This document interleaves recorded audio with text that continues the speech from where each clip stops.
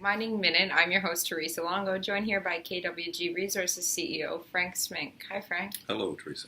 We're taking viewer questions. Thanks for sending them in. The next question is from Jeff, and it's in regard to Debut Diamonds.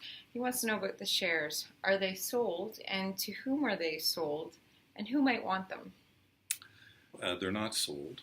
They can't be sold until we have given the market 7 days notice of the fact that we would like to sell them, or what's called a notice of intention to sell from control.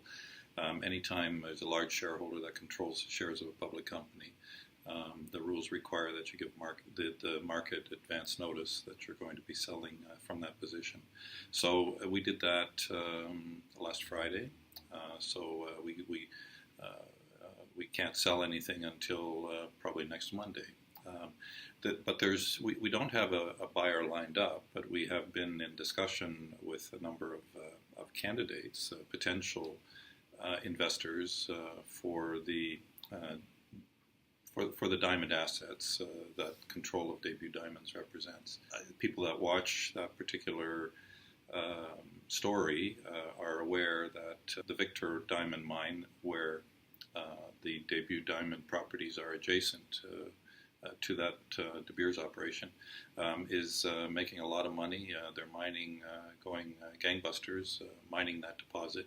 So it's going to be mined out in the space of 4 years or so. And we've had a number of conversations about how the possibility that our kimberlite pipes might be looked at. It'll take some investment, but might be looked at to see if they could be additional feedstock for that Victor Diamond plant, and that's the purpose of the exercise. So, and it includes, there's a local company in the First Nation of Attawapsca Resources is one of possible participants in this. We always look for a way to let the First Nations participate in the enterprise, and so we've had a number of meetings with the folks from Attawapsca Resources, and as obviously De Beers as well. Is there hope for Debut Diamonds? Oh, absolutely, yeah.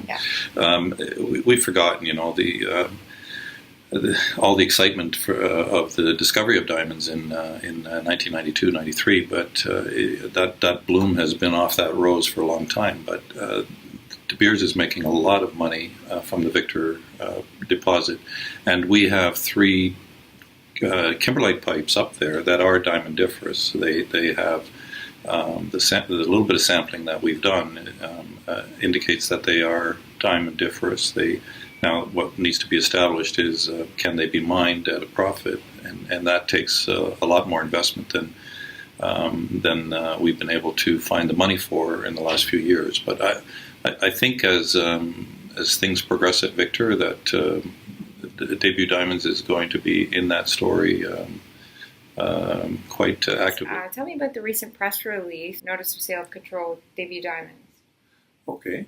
KWG owns a little over 70% of the outstanding shares of Debut Diamonds.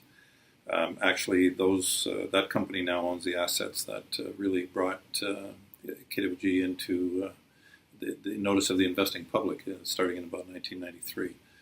It participated in some diamond discoveries in the area of the Bay Lowlands.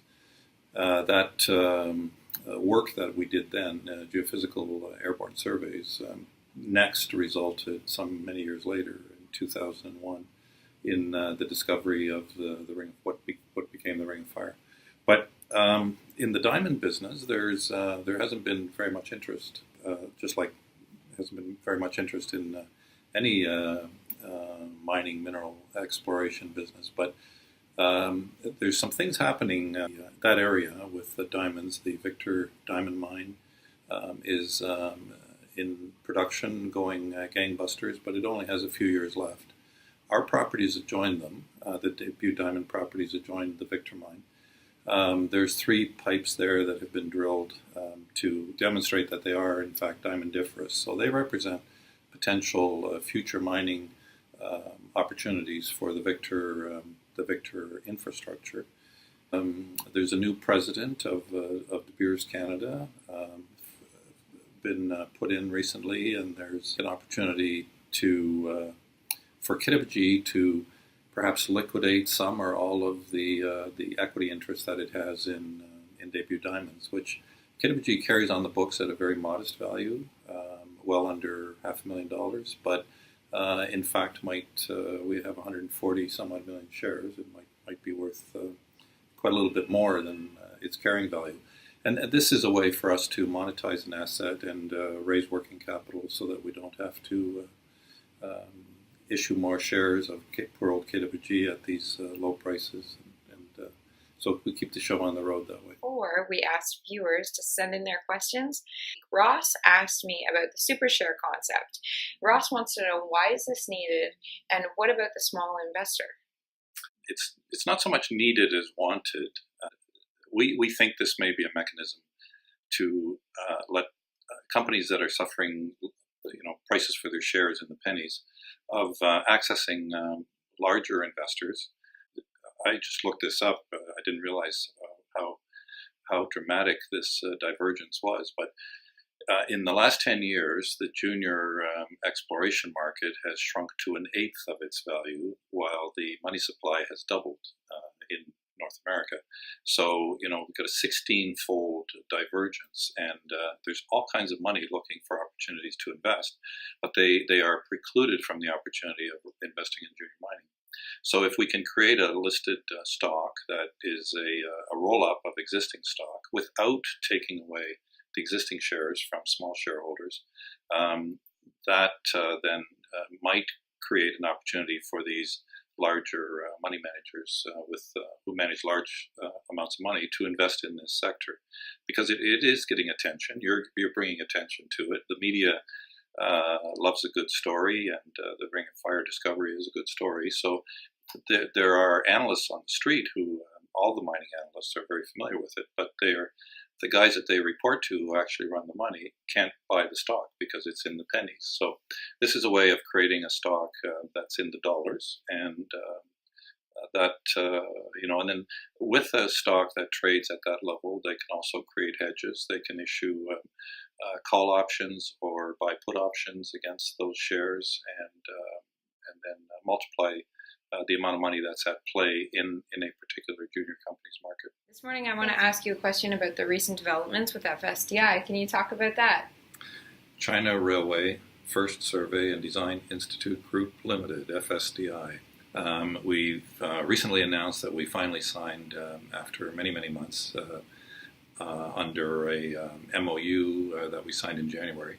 We've now signed a strategic cooperation agreement with FSDI, and under that strategic cooperation agreement, we've engaged FSDI to do for us what they are calling a conditional bankable feasibility study.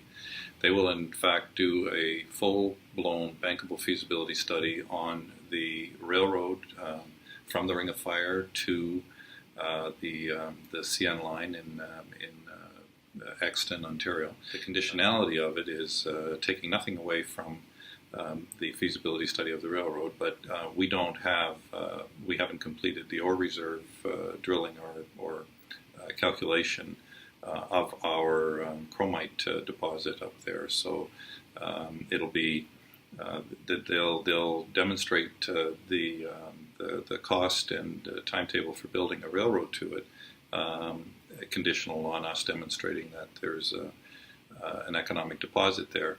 That I think they're taking the view that it's a 14-kilometer long intrusion, and there's lots of chrome there, and there's lots of chrome to mine for many, many decades that have been identified in the drilling done up there to date. So we're very thrilled that a bankable feasibility study is used by banks to create project finance loans. It's their backup. FSDI is they're called first because they are the senior organization for this purpose for railroads in China. China certainly knows how to build railroads, and so we're just thrilled to have the participation of China and FSDI. God bless the Chinese. They consume 60% of the world's ferrochrome, so they're an absolutely necessary customer. And I think this is a very elegant way to create that, to begin that relationship. Likewise, why do you think the Ring of Fire will be developed? Well, because it happens at a time that advantages it like nothing like it has happened before in history in mining, so far as I'm aware. First of all, the size, it's enormous. Secondly, so that means we can actually put in the capital or find the capital to develop it because there is such a long period of time that it can produce to pay back that capital. Secondly, the quality of it, the grade is very, very high, but also when it is refined, the impurities are very low, if almost non-existent. And that's perhaps the piece that is least well understood. Thirdly, it happens at a time in history when the cost of capital has never been lower. I don't think in the experience of man we've seen so much money available at such low prices, 50, 60, 70-year loans at 2% in the right circumstances. Fourthly, I think, is it occurs in Canada, which is in North America, which is afloat on a sea of natural gas, as we have demonstrated by the fracking. That means that we'll have very low-cost natural gas for at least as long as the chromite lasts. So that's a confluence of cheap money, high grade, big deposit, and low-cost energy. And for those reasons, it's going to be the lowest cost producer in the world. Now, it's going to produce something of a quality that nobody else can match. And this is the combination of the direct reduction. What that means is the chemical reaction occurs in solid state, so it doesn't turn from a solid to gas or to liquid. It doesn't get melted. So indirect reduction. What we've discovered is that we make a ferrochrome. So this is the alloy of 2 parts chrome, 1 part iron, or 3 parts chrome, 1 part iron. We make a ferrochrome that has virtually no impurities, very, very low carbon. Typically, ferrochrome has 7 to 8% carbon. In our case, it has less than 2% carbon. Typically, ferrochrome has some silicon and some phosphorus. In our case, it has virtually none. It has no silicon, and it has virtually no phosphorus. Those are the poisons of the steelmaker. Those are the nightmares for the steelmakers, the stainless steel makers. And so this stuff is not only going to be produced at a much lower cost, much more easily in large volumes, but it's going to create a product of a purity that nobody else can create. No. How much closer are we to having the railway underway? We're less than half, if we can stick to the schedule that is in the agreement, the consulting agreement to do the bankable feasibility study, then we're less than half a year away from knowing with bankable confidence what the cost and the timetable of building that railroad are, and also the cost of operating it through a series of scenarios from small volume to very large volumes.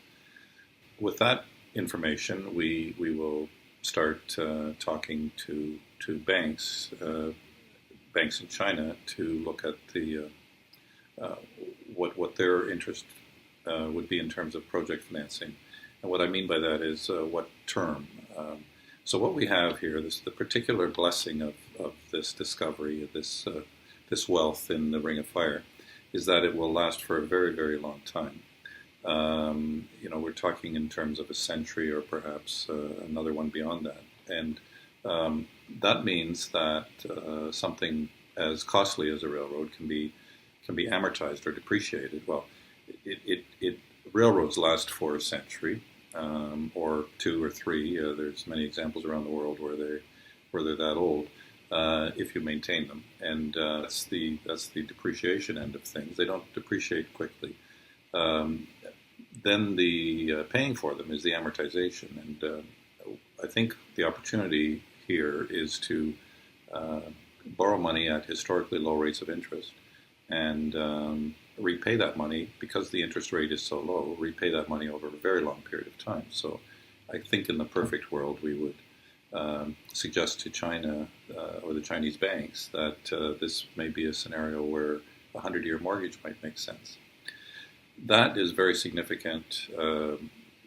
Although the transportation cost is a large part of the cost of producing ferrochrome for export, it's not a make or break part of the cost structure, but it is a significant cost, and the lower we can get that for the longer period of time, the more competitive we are, and therefore the more able to withstand price cycles up and down in particular.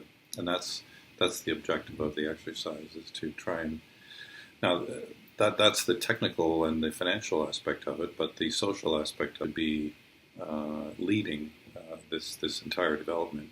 The First Nations of Martin Falls and Webequie in particular have to be partners in this, and they have to want to see it happen.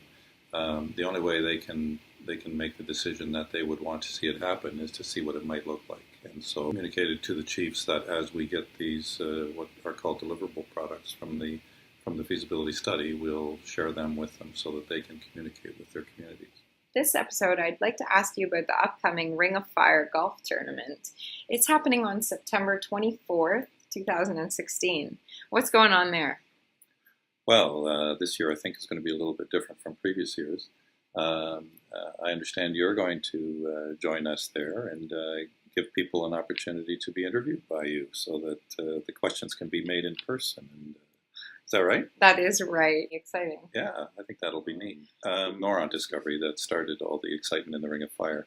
The advent, it kind of coincided with the adolescent days of social media, I guess, and a very active group of what are called bloggers, which is web blogging or something, I think, have followed the story of Noront and KWG and Spider and McDonald, all of the companies that participated in the Ring of Fire. You can only be impressed with how dedicated these people are and how much they know and how deep they dig and how assiduous they are in following what we do. They can be very, very supportive. They can be, on the other hand, very, very caustic and critical. So what's happened is I think this is the 8th year this is being done. Okay. So they've formed quite a social media has turned into a society. They're all a group of friends. So it's an opportunity for us to get together and do it face to face, as you say. So that's the golf tournament as I understand it. Fantastic. Well, I'll see you there, Frank. Are you a good golfer? Unfortunately, I have to go watch baseball, so I'm not going to be on the golf course, but I'll be there. I'll be there for drinks and dinner. Okay, great. I'm here to ask you today about the final order in Cliff's bid for the easement over KWG Resources Railroad claims. The press release was issued on September 26, 2016. Can you make a few comments about that? Yeah, be happy to. It was a long, drawn-out story. Back in late 2011, I think October, Bill Boer came to visit me to acquire our interest in the railroad claims, and we had the conversation. I passed it on to the board. I didn't think it made much sense. We had gone to all the trouble and expense of doing something innovative, really, but also creative, aggressive, some would say, and this was done in partnership with Cliffs, because we expected to be the junior partner of theirs in the production, mining and production of chrome. So when they came to us and said that they'd like us out of the way, we said, well, that really doesn't seem fair. So they said, well, we can do this the easy way or the hard way, and the hard way turned out to be what they did, which was make application to the Minister of Natural Resources for an easement over those mining claims to build a road. Even as early as then, we'd concluded that the road probably wasn't going to make sense for the economics of the project, whereas the resource appeared to be big enough to support the cost or depreciation and amortization of a railroad. and that was what we favored, and so we resisted. This was something we were just innocent bystanders, and we said, well, we're not going to consent to that for the obvious reason that it didn't seem to be in the best economic interests of our shareholders. Next step from that process is the Ministry of Natural Resources referred it to the Ministry of Northern Development and Mines, who then referred it to the Mining and Lands Commissioner of Ontario, who had the jurisdiction to decide whether or not our consent could be dispensed with. The Mining Commissioner decided that our consent could not be dispensed with, and that took a long time, many months. Then Cliffs appealed that. The appeal from that decision goes to the Divisional Court of Ontario, the Superior Court of Ontario, and they decided that the Mining Commissioner got it wrong, so they overturned that and in effect said, well, there's still lots of time for KWG to maintain their position and negotiate their position and maintain their rights, when the actual application for the easement is dealt with. But we think in the circumstances, since, and I'm putting a spin on this, but in the circumstances, a little company like KWG isn't ever going to build a railroad, so we don't think that their withholding consent is reasonable to the building of a road over those claims, given that they have the protections that they have in the easement application to argue their point at that time. So that decision then was appealed by us to the Ontario Court of Appeal. Many months, years later, upheld the Divisional Court decision. And then more recently, we appealed that decision of the Ontario Court of Appeal to the Supreme Court of Canada. Not a simple process. We first asked the Supreme Court of Canada for leave to appeal. The Supreme Court of Canada only addresses a few issues, and generally they have to be of national importance to fit their pistol, if you will. And we learned a few weeks ago that our application for leave was declined because obviously it didn't meet the triage criteria of a national issue. I think many people in our industry were disappointed by that because the whole idea of finders keepers that is at work in exploration and junior mining is something that needs to be confirmed in the view of people in our industry. But anyway, be that as it may. So what then happened after the Supreme Court declining to grant leave is that the Mining Commissioner was then able to issue a final order to say, okay, this chapter is at an end, so now your claims are back to square one with your claims, and we will extend by the 4.5 years that you've been at this, the time within which you have to do assessment work to bring them to lease or bring them to bring them forward, and that was the effect of the final order, and that's what we put out in the press. People can go to kwgresources.com for the full press release. Absolutely, yep. Thanks, Frank. Richard Bemis, he's the CEO of Bold Ventures. He's also been quietly working on the Ring of Fire for many years. He's got a lot to say. So, Richard, you're the former CEO of Noront, founder of Noront, and what are they doing now that you guys were not doing at the time? Well, Teresa, when I left the Noront, we had a goal, and I thought that the new board of directors at the time at Noront had that same goal. It turns out that they've taken a different tact. They've eliminated most things and concentrated on attempting to develop a mine in an area that has no infrastructure, never had any development previously, and now realize how difficult it is in order to get that done. When we were in Noront, and our group at Bold now, we were explorationists. We were looking for the elephant. We were the guys that wanted to make that big discovery, and we did. We made that. I think it's been squandered to the point that it's now going to take years in order to get it back on track again. And I think it's due to the fact that I think the Noron board has lost track of what it was all about when we first made that discovery. They've given up their Windfall Lake project, which would have been an ideal situation. They gave it up. They've been pushing hard to put a mine in the Ring of Fire with no infrastructure and nothing there to develop a mine. So instead of keeping all the explorationists that were there when I was there, keeping them, getting out and exploring for new targets, for new possibilities that will really create an interest in the area and perhaps bring infrastructure quicker to the area. They've killed all of that. They don't have exploration. They have engineering to develop a mine. And that's fine if you have the ability to develop a mine.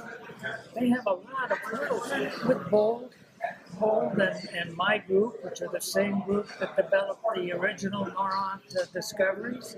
We've been very quietly accumulating, very quietly working the area around the Ring of Fire, and we'll have a lot more to say about it. He is the former founder of Noront Resources and also the man who has coined the term the Ring of Fire. Tell me about that.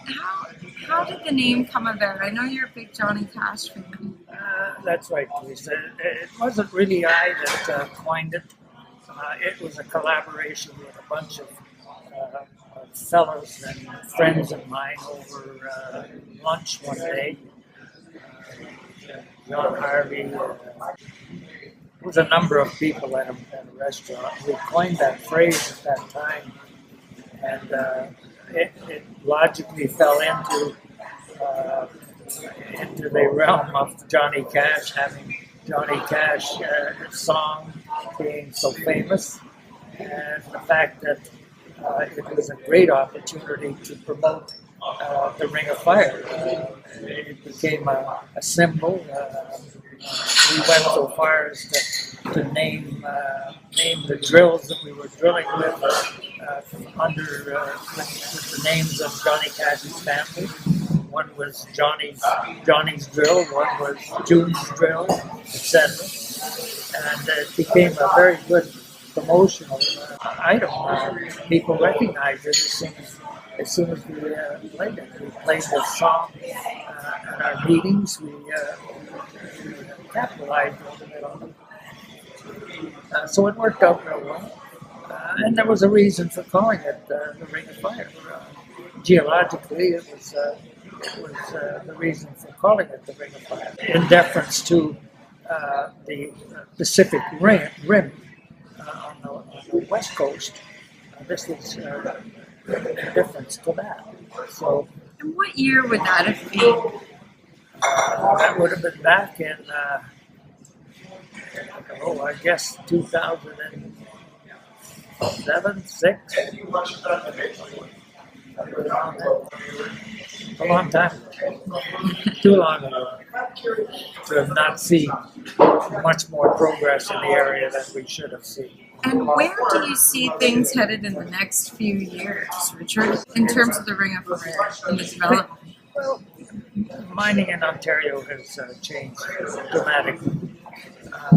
I know a lot of people in the business today really shake their heads as to whether or not they really want to conduct exploration in Ontario anymore. The difficulties are just getting beyond what you really want to do in the mining game. I think what's going to happen now is things will continue to happen. Things will continue to develop. The thing is that they've slowed down dramatically. You've got so many hurdles to cross. in addition to the major one, and that's getting the money to be able to develop. You know, it's going to take a long time. Things don't happen overnight anymore.